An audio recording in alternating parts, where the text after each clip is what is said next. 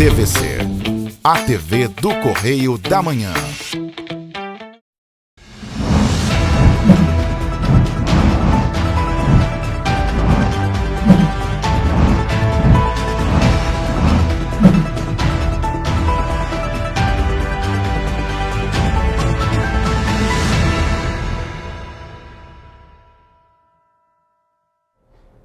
Olá, sejam bem-vindos ao Correio da Manhã na TV, nossa edição de sábado, especial da semana. Olá, Roberta. Olá, Jorge. Olá para você que nos assiste da sua casa, do trabalho, tá passeando na rua.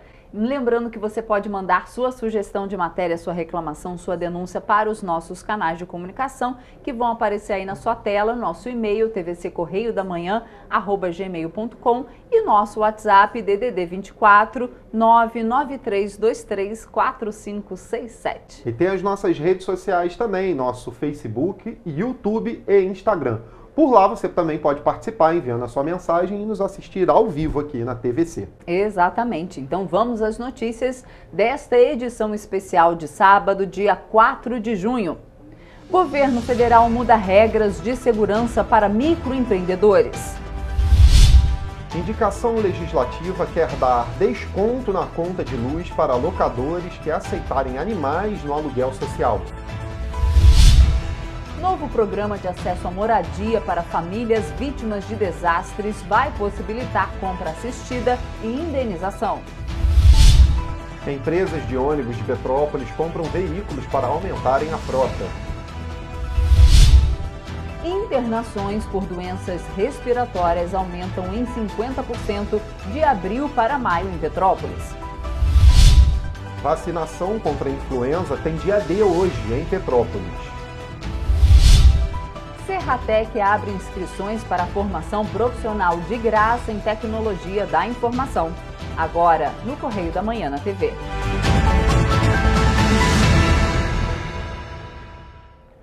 E começamos essa edição com os destaques do nosso jornal Correio da Manhã, nossa versão digital aí, o que teve de destaque ao longo da semana. Começamos pela coluna do Magna Vita.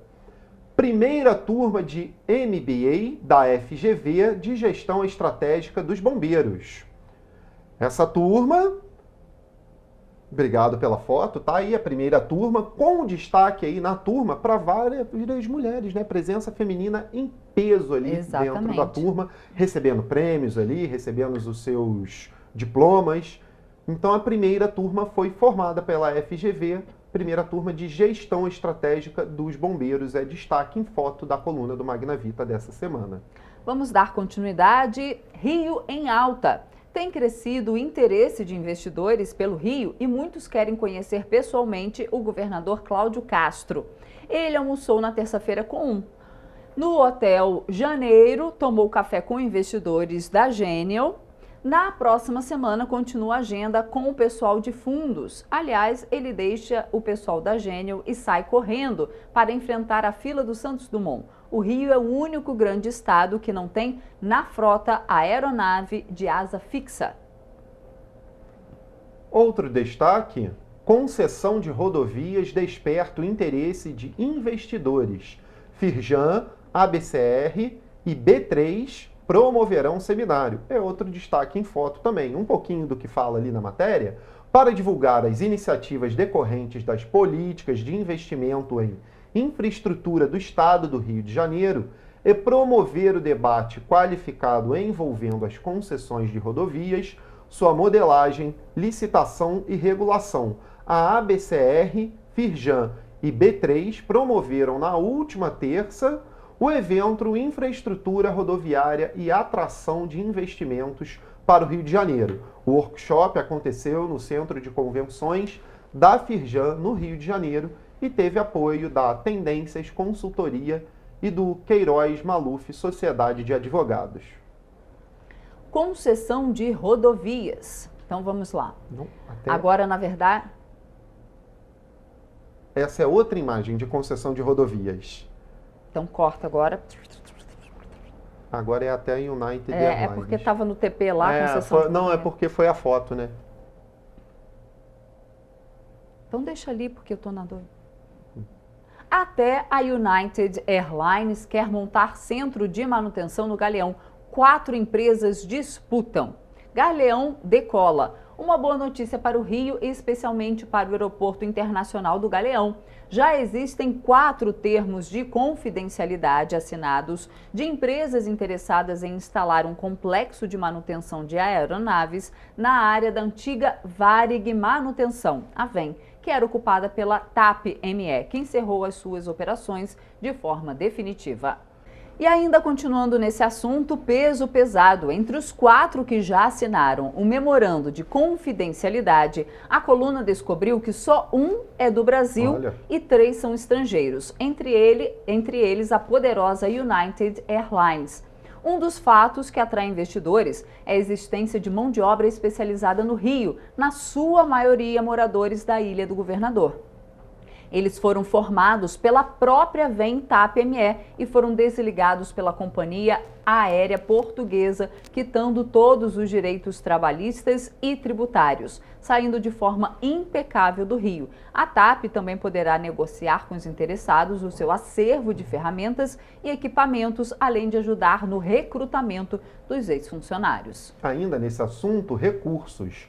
Ao ser desmobilizada, a empresa tinha 500 funcionários, mas chegou a ter 4.000 no período de operação máxima. O seu último faturamento anual foi de 150 milhões, porém o potencial para o pós-pandemia é bem maior.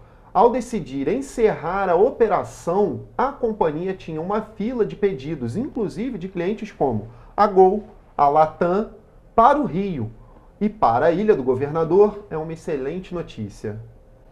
Ainda na coluna, disputa. Além desses 4 candidatos, 2 novos já apareceram e querem o gigantesco hangar, que sozinho representa um investimento de 30 milhões de dólares americanos. É um dos maiores vãos livres do mundo e um dos poucos edifícios do Brasil que pode ser visto do espaço. Olhem só. Esses 2 interessados esperavam a saída da TAP para se habilitar com vantagem competitiva. Claro, traz muito investimento também, né? E Polo. A reativação do parque de manutenção do Galeão tem efeito direto aqui em Petrópolis, porque em Petrópolis abriga-se a GE Celma, que cuida de manutenção de motores aeronáuticos. Vamos então agora para os destaques da editoria de política. Supremo reconduz Moraes para o mandato no TSE.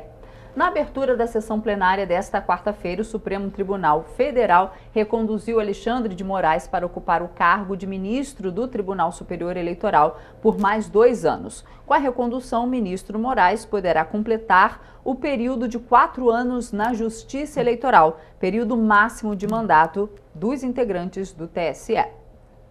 E agora vamos ao destaque do Nacional. Concessão autorizada pelo TCU. O aeroporto mais movimentado do país superou o último entrave para ser concedido à iniciativa privada. O Tribunal de Contas da União, TCU, aprovou na quarta-feira dessa semana o leilão do aeroporto de Congonhas, em São Paulo, e de mais 14 terminais, que serão leiloados na 7ª rodada. O Ministério da Infraestrutura pretende promover os leilões na 1ª ou 2ª semana de agosto. Segundo a pasta, a concessão deve atrair 7,3 bilhões em investimentos privados, com as obras de melhoria e de expansão dos terminais. O órgão também aprovou o leilão de linhas de energia em 13 estados. Vamos agora aos destaques da editoria de economia.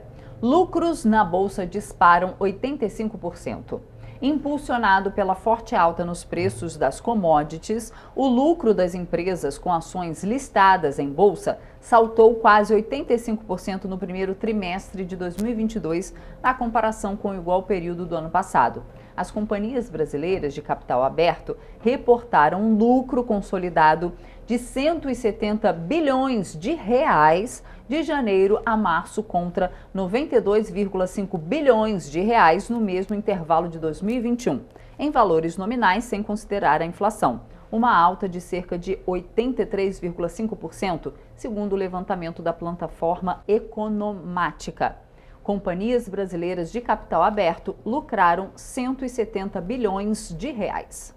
Diga-se de passagem, a Petrobras teve uma grande representatividade nesse lucro aí, né? Isso aí. Bom, vamos então ao Rio de Janeiro, ao destaque aqui do estado no Rio de Janeiro. Novas sanções para a Supervia. O governo aplicou mais 7 multas à concessionária Supervia por falha na prestação de serviços que somam um pouco mais de 6 milhões. A concessionária está sendo multada por irregularidades encontradas nas estações Central do Brasil, São Cristóvão, Pavuna, Honório Gurgel, Rocha Miranda, Ricardo de Albuquerque, Anchieta, Olinda, Praça da Bandeira, Mangueira, Riachuelo e Engenho de Dentro. Durante as fiscalizações realizadas nestes modais, os agentes constataram superlotação, atrasos, desnível e espaçamento inadequado entre os vagões e as plataformas, além da presença de homens no vagão destinado às mulheres e ausência de acessibilidade. É uma série de irregularidades Sim. aí, e a multa a gente sabe que muitas das vezes a Supervia não paga. Lembrando que você pode receber a versão digital do Correio da Manhã se cadastrando no nosso site, Isso né? aí. jornalcorreiodamanhã.com.br.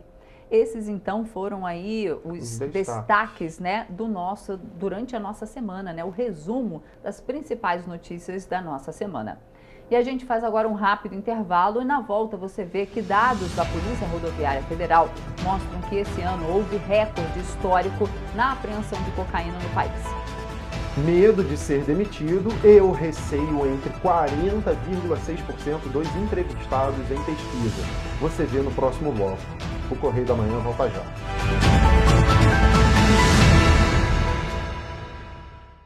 Já imaginou melhorar seu estado, sua cidade e a vida de sua família com um aplicativo? Alerge já! Chegou o Legisla Aqui. Tudo sobre seus direitos e um canal para você mandar e apoiar ideias que podem virar leis. Tem uma ideia boa? Sugira. Quer saber se é legal? Consulte. Tem dúvidas ou sugestões? Converse. Curtiu? Baixe o app. Legisla Aqui. É a Alerj mais perto de você. Sabe o sonho de vacinar a sua princesinha? Você pode realizar. Vacinar seu craque é um golaço.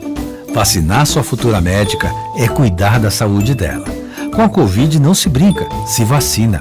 Vacine seu filho de 5 a 11 anos. Acesse novaiguaçu.rj.gov.br. Confira os documentos necessários e os postos com a vacina testada e aprovada para crianças.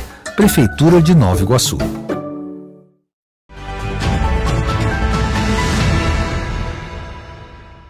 Estamos de volta.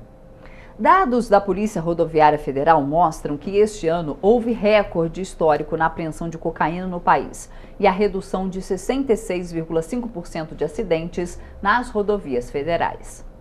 A Polícia Rodoviária Federal divulgou no dia 16 de maio deste ano o Anuário 2021 com dados referentes a acidentes de trânsito e aos crimes cometidos no país. A pesquisa traz ainda um comparativo no número de feridos e mortos entre os anos de 2007 e 2021. Segundo o documento, desde 2011 tem sido registrada uma queda gradual. No ano passado, houve um recorde histórico na apreensão de cocaína no Brasil, com 40 toneladas. Já no primeiro trimestre de 2022, foram registradas 12.595 apreensões da droga. Em relação ao número total de acidentes nas rodovias federais, foram contabilizados cerca de 64 mil incidentes, uma redução de 65,5% se comparado aos últimos 10 anos. Minas Gerais ocupa o primeiro lugar no ranking de estados com maior número de acidentes, com 8.000 ocorrências, seguido por Santa Catarina com 7.800 e Paraná com 7.300. Em relação às apreensões de munições, foram contabilizadas 88.595 no ano de 2021, contra 94.555 apenas entre janeiro e março de 2022. Foram 2.107 armas apreendidas em 2021, contra 603 no primeiro trimestre de 2022. Além disso, quase 10 toneladas de maconha foram apreendidas em 2021, contra 75.757 nos primeiros 3 meses de 2022. Já os cigarros sem procedência foram cerca de 7 milhões em 2021, contra 19 milhões de maços apreendidos em 2022. No mesmo ano, 12.426 pessoas foram detidas e 2.735 veículos recuperados. E o governador Cláudio Castro deu início à operação das câmeras operacionais portáteis adquiridas pelo Estado. Nessa primeira etapa, o equipamento que fica acoplado aos uniformes começa a ser usado por policiais de 9 unidades da cidade do Rio de Janeiro. 1.637 policiais militares que atuam no policiamento ostensivo de 9 unidades policiais do Rio de Janeiro começaram a usar câmeras portáteis acopladas aos uniformes. A iniciativa é para garantir transparência à sociedade durante as operações, além de proporcionar aos policiais maior segurança jurídica em suas ações de patrulhamento e abordagem. A câmera faz parte, sim, de um processo também de evolução da Polícia Militar, mas também de nós podermos estar claros quando não é o policial que erra. A aquisição das câmeras portáteis para o estado do Rio de Janeiro foi a maior licitação do país para este tipo de equipamento. As imagens que não podem ser manipuladas ficam armazenadas por 60 dias. As geradas a partir de ocorrências ficam armazenadas por 1 ano. A disseminação da nova tecnologia começou por testes realizados durante as festas de Réveillon deste ano. É mais um investimento do nosso governador na Polícia Militar, na segurança pública. Mas a principal mensagem, principalmente para a Polícia Militar, para os nossos policiais, que é um equipamento de proteção, de garantia da legalidade, um equipamento que vai comprovar a excelência do serviço prestado pela Polícia Militar no estado do Rio de Janeiro. Depois de implantadas em todos os batalhões de área da Polícia Militar, as câmeras corporais vão passar a ser utilizadas nas unidades especializadas e especiais, em um cronograma definido pela Secretaria de Estado de Polícia Militar. As câmeras operacionais portáteis são uma solução de videomonitoramento, englobando câmeras, acessórios de fixação, equipamento de carregamento elétrico e descarregamento de vídeos e links de dados para a transmissão das imagens. O setor de construção teve aumento de 1,49% de inflação no mês de maio. No ano, o índice já acumula taxa de 4,27%. O aumento da inflação atingiu diversos setores, inclusive o de construção. O Índice Nacional de Custo da Construção registrou inflação de 1,49% em maio deste ano. A taxa é maior do que a registrada em abril, de 0,87%, e menor do que no mesmo mês em 2021, quando o índice registrou taxa de 1,80%. Na loja do Afonso, que trabalha com material de construção há 22 anos, em alguns produtos o aumento chegou a 100%. Infelizmente, houve acréscimos absurdos, aumentou muito os preços, inclusive aqui do meu material em si, né? Aumentou, tipo assim, teve produtos aqui que aumentou 60%, dobrou 100%, certo? Por exemplo, você vê o fio, nós vendíamos aqui o fio por R$90, um caro, 120, agora já foi para 280, uma peça de fio 2,5 milímetros.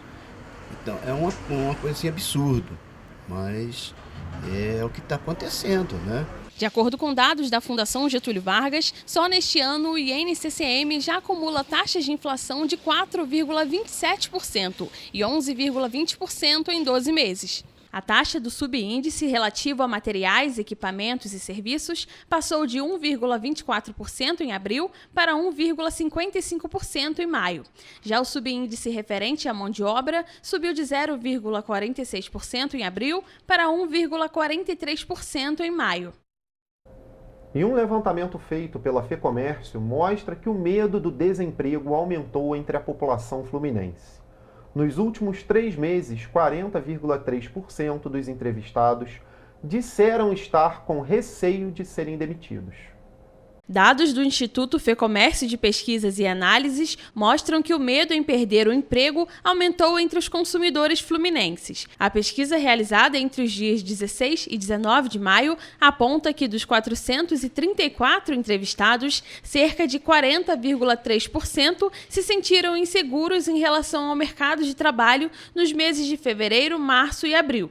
Ainda de acordo com a pesquisa, quando os entrevistados foram questionados se a expectativa para os próximos 3 meses era positiva, cerca de 30,9% disseram que tem medo de ficar desempregado. Todo mundo tem medo de ficar desempregado, né? Todo mundo com essa essa inflação ruim que está, né? Tudo muito difícil, né? O desemprego está na cidade com essa tragédia toda. 23,5% dos entrevistados em maio deste ano relataram que não têm medo do desemprego. Houve um crescimento se comparado a abril, quando a pesquisa registrou que 20,2% dos entrevistados não estariam preocupados em ficar sem trabalho. Quando questionados sobre o atual cenário da economia e se a expectativa para os próximos 3 meses é positiva, 42,2% dos entrevistados contaram que estão seguros em relação ao mercado de trabalho, enquanto em abril esse número era cerca de 47%. Eu tenho minha própria empresa, né, de treinamento em geral, capacitação.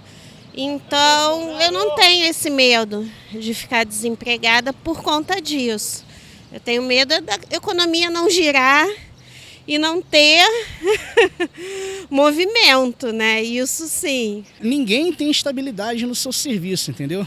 Então a gente tem que fazer por onde para que as coisas possam dar certo, né? E a gente, como funcionário, procura fazer o que todo trabalhador faz todos os dias, né? Acordar cedo, vestir a camisa aí para conquistar o seu, né? E a gente procura que as coisas sempre se encaixem no seu devido lugar.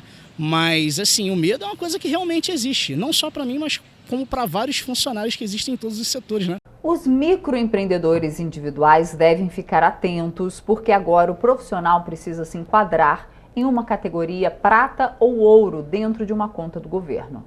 O governo federal mudou as regras de segurança para quem quer se tornar um microempreendedor individual ou já possui um CNPJ. O profissional agora precisa se enquadrar em uma categoria prata, que permite o acesso a mais serviços digitais, ou a opção ouro, que não tem restrição e permite acesso a qualquer serviço digital. O Brasil já conta com 13 milhões de microempreendedores. No Rio de Janeiro são cerca de 1 milhão. Por isso é importante ressaltar que quem deseja se tornar um MEI precisa se atualizar para garantir que a empresa seja regulamentada. Para mudar o nível de bronze para prata, o empreendedor precisa utilizar o aplicativo gov.br. É necessário ter uma CNH digital, ter uma conta em um dos bancos credenciados pelo governo federal e, caso seja servidor público federal, ter os dados do SIGEP validados. Para mudar o nível para ouro, o MEI precisa estar cadastrado via reconhecimento facial com bases nas fotos da Justiça Eleitoral ou pela validação dos dados do certificado digital compatível com o ICP Brasil. Viviane é 64 anos. Ela vende produtos artesanais como biscoitos e doces e conta que estava desempregada quando decidiu ter o próprio negócio. Essa oportunidade que a gente tem de abrir o nosso próprio negócio, a gente assim que é pequeno, né, que não tem uma condição, né, de ter uma loja ou então de funcionários, a gente tem uma oportunidade de estar trabalhando, de montar alguma coisa para poder gerar renda para a gente. Maicon atua como microempreendedor há 6 anos e conta as vantagens e desafios em trabalhar por conta própria. As vantagens que você tem horário mais flexível, você faz o seu salário, e a desvantagem é que se não funcionar, você tem que correr dos outros lados. Então eu sempre digo que quem está começando tem uma segurança pelo menos aí de uns 12 a 24 meses aí de garantia financeira para fazer funcionar, porque até você ganhar credibilidade no ramo, de qualquer trabalho que você vai fazer, ele demora um pouquinho. Então, mas é muito gratificante, você é dono de si. Você vai ver depois do intervalo que indicação legislativa quer dar desconto na conta de luz para locadores que aceitarem animais no aluguel social.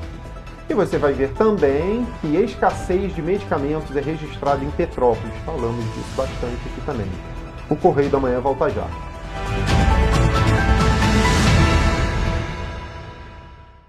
Já imaginou melhorar seu estado, sua cidade e a vida de sua família com um aplicativo? A Alerj já!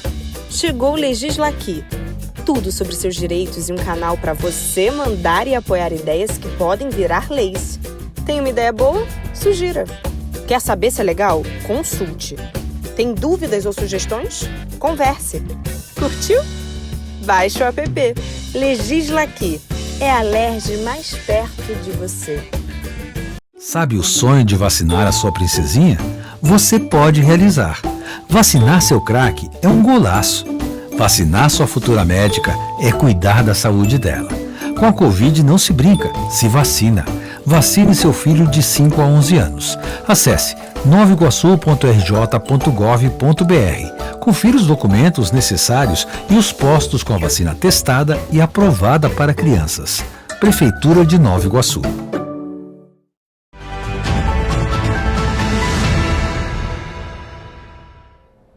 Voltamos.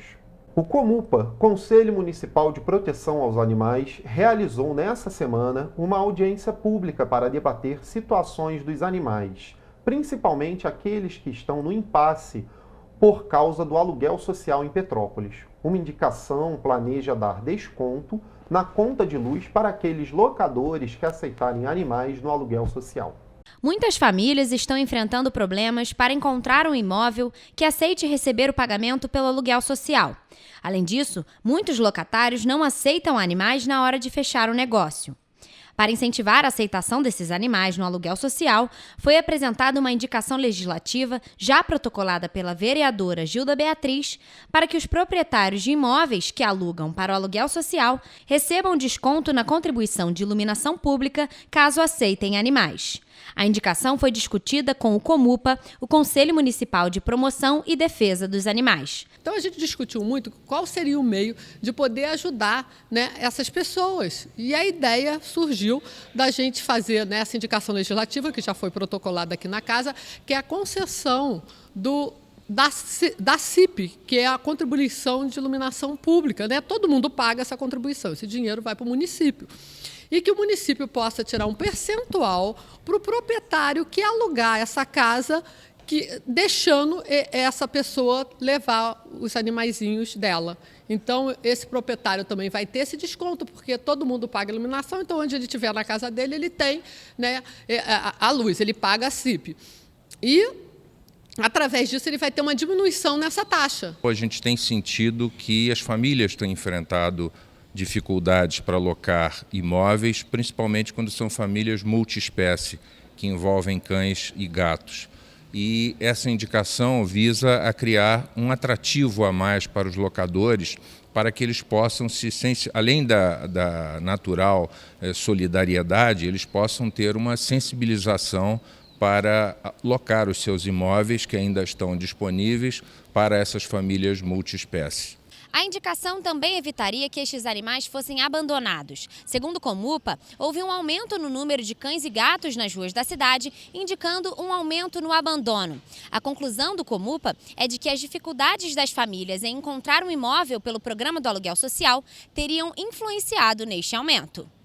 Hoje a gente sente isso não só na cidade, como nos distritos também, com o surgimento de animais inteiramente desconhecidos, animais desorientados, animais que você vê que não têm traquejo na rotina das ruas, diferentemente dos cães comunitários, que são escolados, atravessam na faixa, são aceitos pelo comércio, enfim. Mas esses não, esses a gente vê cadelas no cio, momentos muito difíceis para a cidade, porque a causa animal tem uma transversalidade muito grande. Esses animais podem causar acidentes, podem causar impacto no turismo, podem causar impacto na limpeza urbana, e tudo isso é muito negativo para a cidade. Na reunião, também foi proposto à Prefeitura que a Coordenadoria de Comunicação implemente uma campanha de conscientização da sociedade.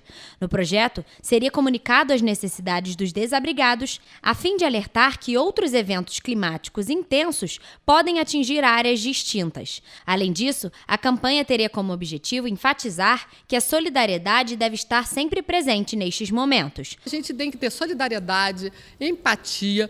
E só que, infelizmente, isso acontece. A gente recebe muitas pessoas, sabe, falando a dificuldade que é alugar, né, conseguir esse imóvel, já que elas não podem ficar na casa delas, que estão todas, né, tá tudo interditado de várias pessoas. Agora, a indicação vai ser votada pelos vereadores e, recebendo 5 votos a favor, vai ser encaminhada para a Prefeitura de Petrópolis.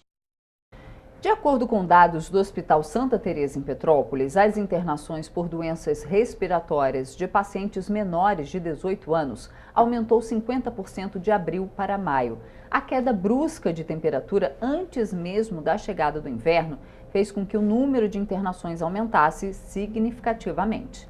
Mais de um mês antes do início da estação mais fria do ano, o Brasil todo já está enfrentando baixas temperaturas. O frio chegou e, junto dele, as doenças respiratórias. Dados do Hospital Santa Teresa apontam que 4.681 pacientes menores de 18 anos foram atendidos no pronto atendimento com sintomas respiratórios nos primeiros 5 meses deste ano. Só em maio foram 1.513 atendimentos. De acordo com o levantamento feito pela instituição, o número de internações em maio foi 50% maior do que no mês anterior. Ainda de acordo com dados do hospital, ao longo dos 5 meses deste ano, 118 pacientes foram internados com o mesmo perfil. 46% deles apresentaram quadros de bronquiolite e pneumonia bacteriana. Além das baixas temperaturas, a flexibilização das máscaras pode ter contribuído para o aumento das internações. Os meus filhos ficaram doentes, nem consegui levar eles no colégio, só a madrugada eles passaram mal, tá tossindo pra caramba, entendeu? E tá muito frio. Meu filho tem asma, tem. E tá todo mundo tossindo. Tá frio demais. A gente tem se agasalhado muito em casa. A gente tem usado mais de 2 edredons, né? Os filhos ficam apavorados com esse frio. Tem o meu netinho que ele ficou muito gripado por essas semanas e a escola acaba proibindo, né, de estudar. Meu filho ficou gripado também, minha esposa também ficou gripada. E eu, por enquanto, me tratei. Antes de eu chegar na minha área de ficar gripado, eu fiquei mais tranquilo. Tem aumentado os casos de gripe, né? O pessoal não está tomando a vacina da gripe, Covid, né? Acho que tinha que usar máscara de novo, né? Tem vitamina C, injeção para gripe, né? O calor para nós aqui é melhor, né? Em Petrópolis, geralmente, região serrana, né? Apesar do aumento significativo nas internações por doenças respiratórias como asma, bronquite e pneumonia, dados da Prefeitura apontam que há apenas 5 pacientes internados com a Covid-19 no município. O número representa 1,79% da taxa de ocupação dos leitos de UTI disponíveis na cidade. De acordo com a Cetranspetro, as empresas Cascatinha e Petroita investiram em novos ônibus, segundo eles, para oferecer melhorias aos usuários. E mesmo com o aumento da tarifa, os empresários afirmam que o valor ainda não é o suficiente para cobrir as despesas do sistema público. Por conta das inúmeras reclamações relacionadas à má prestação do serviço de transporte público em Petrópolis, as empresas Cascatinha e Petroita anunciaram que investiram em novos veículos para suprir a demanda de passageiros. Um ônibus hoje custa R$500 mil, então assim, não é tão simples de comprar assim, no momento em que estava todo mundo numa crise sem precedentes, sem condições de arcar até com custo operacional. Então precisou ser focado nisso. Com a empresa Petroita e Cascatinha, a gente pode dizer que o grupo, né, dos empresários já buscaram ônibus novos para trazer para a cidade, já adquiriram ônibus no mercado para trazer para a cidade. A gente só não tem tanta velocidade nisso porque há uma carência de recursos, de peças para as montadoras, então eles estão fazendo isso com muita urgência, né? Só precisa de um pouquinho de prazo para que esses ônibus já cheguem para entrar em operação também. As reclamações dos passageiros são frequentes. Diariamente, quem depende do transporte público se depara com ônibus quebrados e precisa se virar para não perder os compromissos. Entre as intercorrências que resultam em acidentes de trânsito está a perda do freio de alguns coletivos, o que coloca em risco a vida de motoristas, cobradores e, claro, dos passageiros. Os atrasos constantes e as linhas suprimidas sem aviso prévio também prejudicam a população. Atraso, uma boa parte deles, a grande maioria, é provocada por retenções no trânsito, falta de fluidez, que são provocadas por uma série de elementos. Por exemplo, estacionamento irregular, excesso de veículo, a redução da caixa ali de trânsito. Então, isso pode gerar atraso. Quando é que acontecem os principais atrasos? No horário de pico, porque todo mundo se desloca no mesmo momento. Nenhum empresário quer colocar um ônibus para quebrar na rua e desagradar aquele passageiro, deixar de realizar uma viagem. Primeiro, porque ele perde o cliente, né? E segundo, porque fica péssimo para a imagem. De acordo com o Cetranspertro, as empresas sofreram com uma redução de 29% no número de passageiros, e isso teria contribuído para o aumento na passagem. Ele disse ainda que, atualmente, 90% da frota atende o município. E como se não bastassem todos esses problemas, na última semana entrou em vigor a nova tarifa dos ônibus, que teve o reajuste de 55 centavos. O aumento significativo pesa no bolso dos usuários que continuam reféns de um serviço ruim. Esse reajuste não é suficiente para cobrir todos os custos do sistema, mas a gente sabe que não pode também aumentar muito mais que isso, porque as pessoas não têm condição de pagar.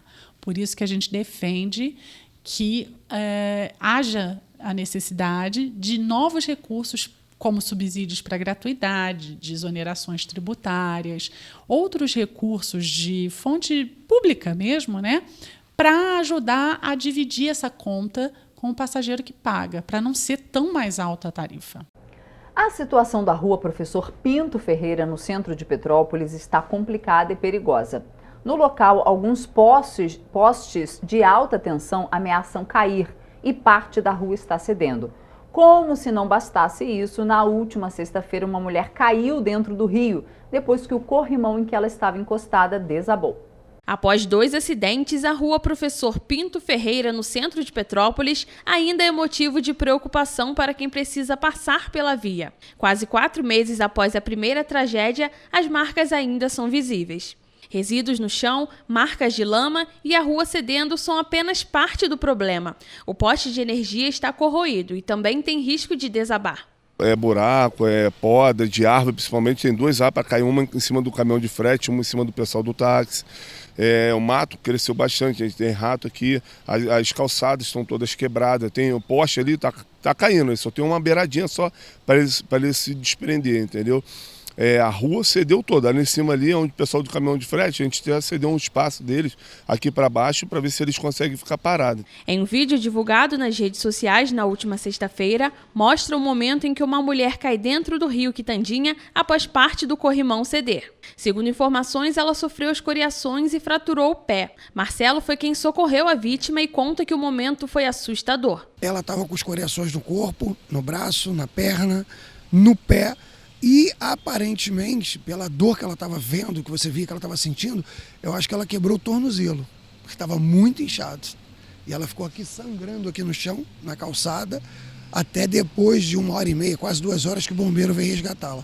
Uma das principais preocupações é a estrutura da ponte, já que é possível ver trechos cedendo, rachaduras, além de parte do corrimão já ter caído. Após o acidente, uma equipe da prefeitura interditou o local. Bruno também presenciou a cena e relata a demora do resgate para chegar ao local. Ela ficou 1h40 esperando o socorro da parte do bombeiro e do SAMU. Aí o bombeiro jogava para o SAMU e o SAMU jogava coisa. O bombeiro estava com uma ocorrência grande que eles falaram, ligamos para o SAMU e se esperar ela estaria aqui até hoje o SAMU, entendeu? Não veio socorrer ela. A gente falou que a queda era uma senhora, ela cortou o pé, teve outras escoriações e ficou nisso. Ela ficou muito tempo aqui aguardando isso. No dia 6 de maio, um carro caiu em um buraco aberto no mesmo local e precisou ser rebocado. O fluxo de veículos e pedestres é grande. As pessoas precisam passar pela ponte, que é um dos principais acessos para a Rua do Imperador, principalmente para quem vem da Rua Washington Luiz. Você não tem medo de passar aqui na ponte?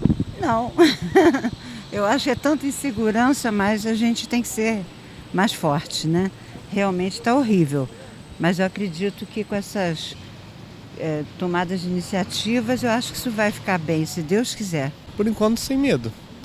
Até porque no dia eu vi que a estrutura da ponte ficou bem tranquila também. O que prejudicou mesmo foi só a estrutura superficial, né, por cima. As farmácias de Petrópolis têm registrado falta de insumos, principalmente de medicamentos e antigripais e antibióticos. Muitas pessoas têm enfrentado dificuldade para conseguir os remédios que precisam. As farmácias de Petrópolis têm apresentado escassez de medicamentos importantes como antibióticos infantis. Com a instabilidade do tempo na cidade, as doenças respiratórias se tornam protagonistas e a procura por medicamentos para estas enfermidades aumenta. Damares conta que precisou ir em outra cidade para comprar medicamento para o filho que estava doente. Aqui em Petrópolis eu cheguei em algumas farmácias e ligar para muitas e nenhuma delas eu consegui medicação. Então, eu acabei solicitando minha rede de apoio, né? Solicitei a minha mãe, que mora em outro município, mora em Magé. E encontrando lá, né, tendo a receita, podendo comprar medicação, eu acabei descendo a serra. E isso foi o único motivo de eu ter conseguido a medicação, porque aqui em cima não tem em lugar nenhum, né? A gente chegou a questionar várias farmácias o que estava acontecendo, alguns não sabiam bem explicar, uns diziam que era falta de insumo, então não estavam produzindo a medicação. Para quem vende, o problema começa já na produção, com a escassez da matéria-prima. A procura está bem grande. A parte de adultos ainda consegue encontrar com facilidade, mas o infantil está bastante em falta de algum tempo. Os distribuidores só dizem que está em falta, mas pode ser que seja uma falta de matéria-prima. De acordo com a Abrafarma, cerca de 95% dos medicamentos dependem de matéria-prima vindas principalmente da China, que teve as exportações afetadas por conta da nova onda de Covid-19. A procura maior tem sido por antibióticos e antigripais. Algumas pessoas conseguiram garantir a medicação. Eu comprei Benegripe e Dipirona. Às vezes está em falta, né? Mas às vezes a gente procurando outras farmácias, procurando bem, a gente encontra. O povo está tudo gripado, né? Petrópolis vai ter um regime especial de tributação para empresas do setor têxtil até o final de 2025. Na nova lei, o estabelecimento fabricante sediado em Petrópolis não vai precisar pagar imposto quando realizar a operação de saída interna com o consumidor final.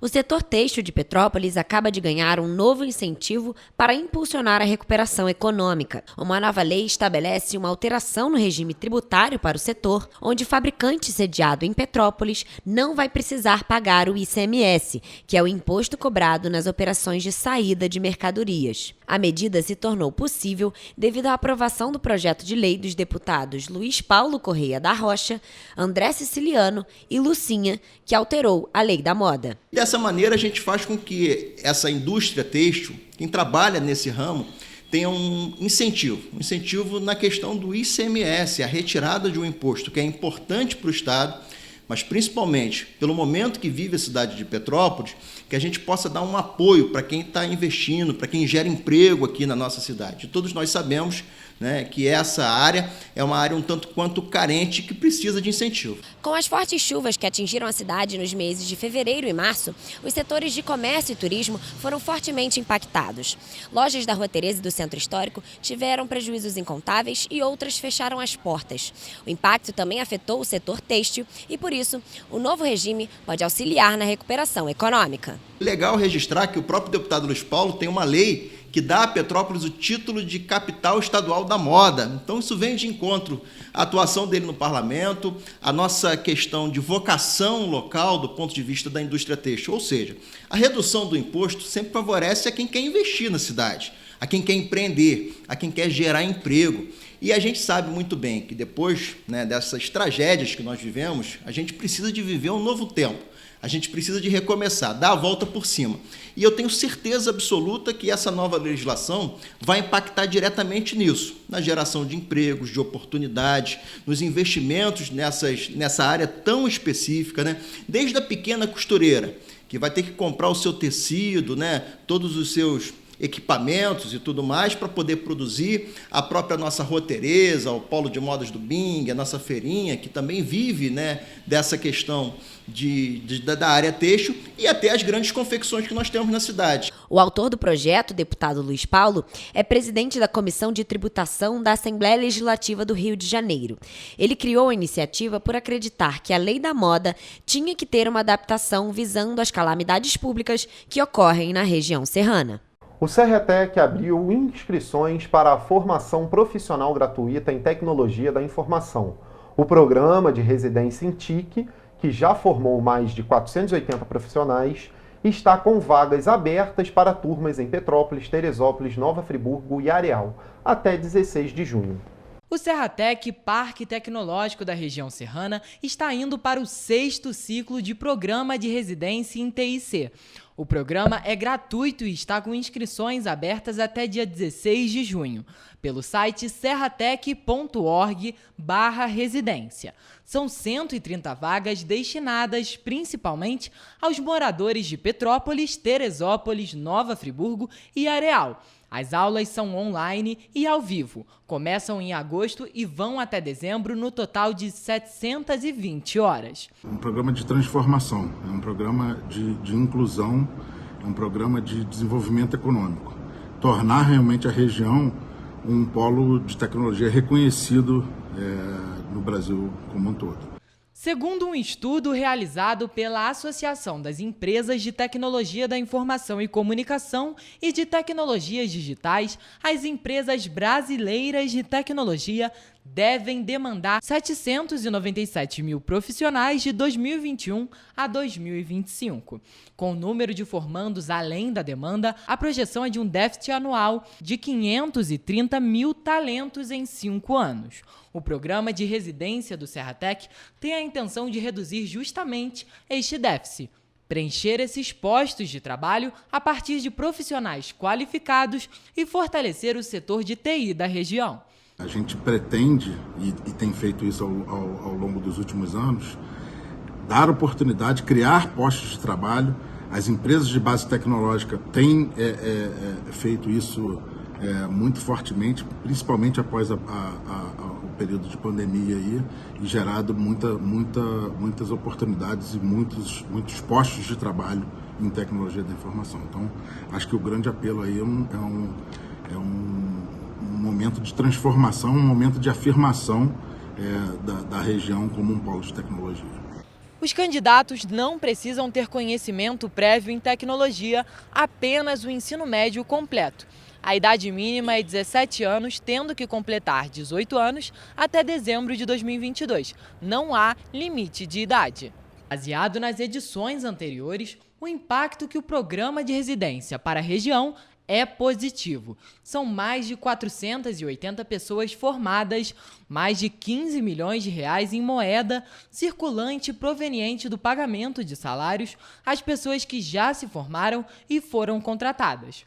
O índice de contratação supera os 70% e a taxa de permanência dessas pessoas no mercado de tecnologia é próximo a 100%. O objetivo no final é criar o match entre as empresas e os alunos egressos do programa de residência.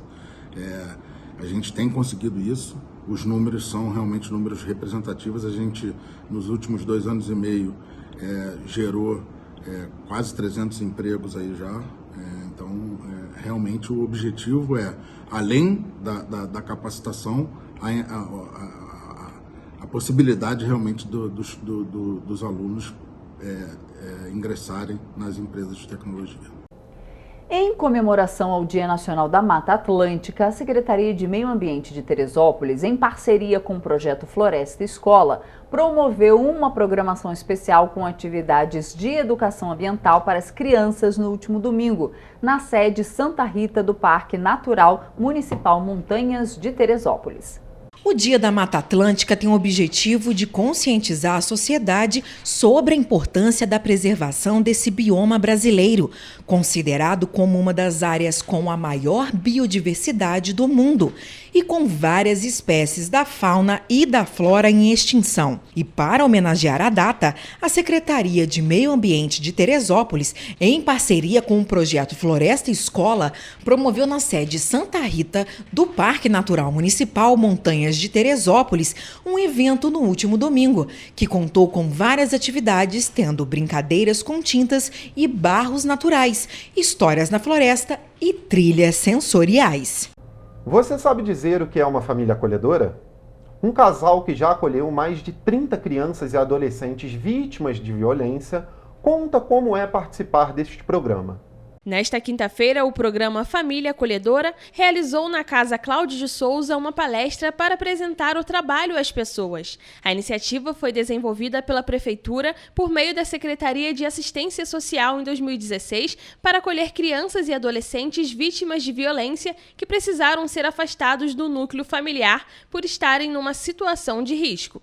Ao invés de serem colocadas em abrigos institucionais, são direcionadas temporariamente para a residência de famílias voluntárias, cadastradas e capacitadas para isso. Primeiro a gente faz um estudo, com a família de origem, faz o acompanhamento, atendimento, insere essa família na rede e verifica se existe realmente essa possibilidade, né?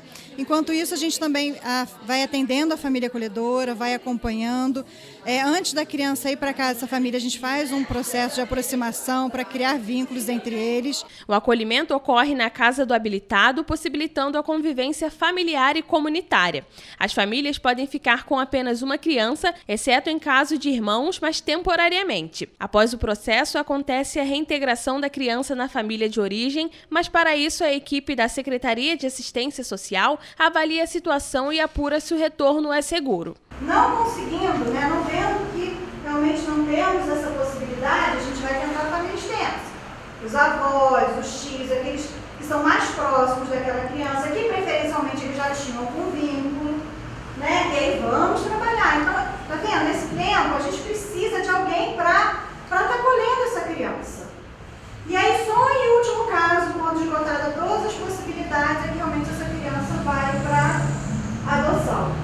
A Benedita e Gilson são casados há 37 anos e são pais de 2 filhos biológicos. Eles abriram as portas da casa para acolher cerca de 30 crianças e adolescentes em situação de risco. Há 16 anos, eles queriam adotar uma criança, mas foram apresentados ao programa de acolhimento e descobriram que, além de adotar, poderiam ajudar mais crianças. Gilson deu início ao trabalho de acolhimento para evitar que outras crianças passassem pelo que ele viveu.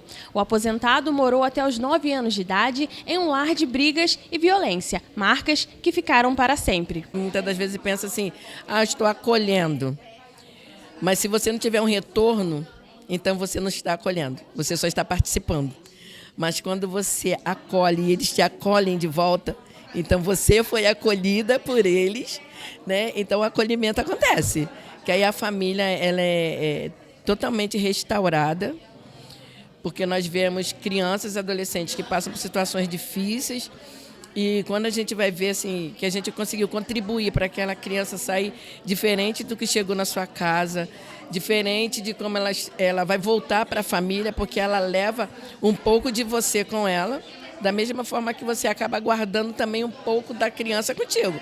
Dados do Sistema Único de Assistência Social mostram que, em 2020, foram 1.876 crianças e adolescentes acolhidos no Brasil e cerca de 2.500 crianças aptas para serem acolhidas. Em Petrópolis, são 3 crianças acolhidas, 6 famílias habilitadas e 2 crianças em processo de acolhimento. Gente, por hoje a gente fica por aqui, nosso jornal, mas segunda-feira, a partir de 7h30 da manhã, estaremos aqui ao vivo com você. Exatamente. Te esperamos na segunda-feira, às 7h30 da manhã. Tchau.